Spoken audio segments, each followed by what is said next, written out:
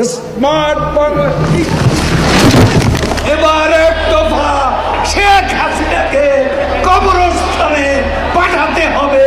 পালাবো না। কোথায় পালাবো? পালাবো না।